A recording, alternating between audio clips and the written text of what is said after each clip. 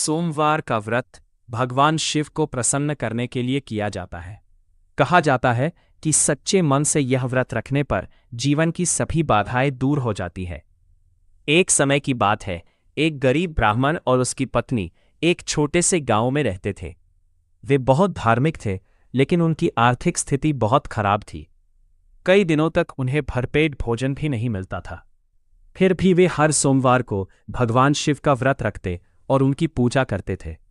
ब्राह्मण की पत्नी बहुत श्रद्धा से शिवलिंग पर जल चढ़ाती, बेलपत्र अर्पित करती और व्रत कथा सुनती थी। धीरे धीरे उनका विश्वास और भक्ति और भी मजबूत होती गई। एक दिन उनकी सच्ची भक्ति से प्रसन्न होकर भगवान शिव ने उनकी परीक्षा लेने का निश्चय किया।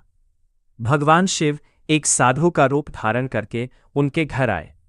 उस दिन भी सोमवार था और ब्राह्मण दंपत्ति व्रत पर थे।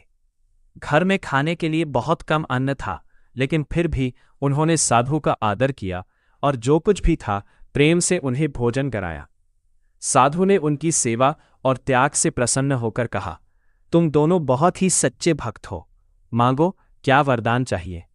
ब्राह्मण ने विनम्रता से कहा, हमें केवल इतना आशीर्वाद दीजिए कि हम सदैव भगवान शिव की भक्ति करते रहें और हमारे घर में कभी अन्न की कमी ना हो।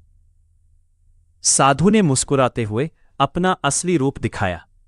वे स्वयं भगवान शिव थे।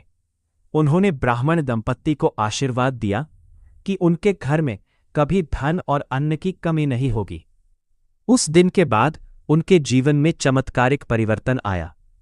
उनके घर में धन धान्य की वृद्धि होने लगी। वे पहले से भी अधिक दान पुण्य करने लगे और दूसरों की सहायता करने लगे। धीरे धीरे उनकी गरीबी पूरी तरह दूर हो गई और वे गांव में सम्मानित व्यक्ति बन गए।